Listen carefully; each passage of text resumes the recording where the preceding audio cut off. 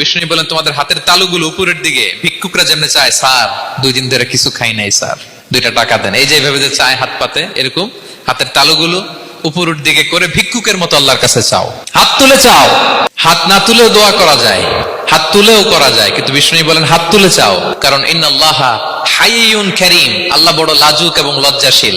বান্দা যখন হাত তুলে ভিক্ষুকের মতো কিছু চায়, ওই হাত খালি হাতে ফিরিয়ে দিতে আল্লাহ লজ্জা লাগে। দোয়াতে আল্লাহর নামগুলো ধরে ধরে ডাকুন, ইয়া আল্লাহ, ইয়া রহমান, ইয়া রহিম, ইয়া হাইয়ু, ইয়া কাইয়ুম বিরহমাতিকা আস্তাগীথ। আল্লাহ নাম ধরে ধরে চান, ওই দোয়া আল্লাহ কবুল করবেন। বিশ্বনবীর উপর দুরূদ পড়েন, যে বিশ্বনবীর উপর দুরূদ পড়ে না ওই দোয়া আল্লাহর কাছে কবুল হয় না, এটা আকাশে পেন্ডিং থাকে।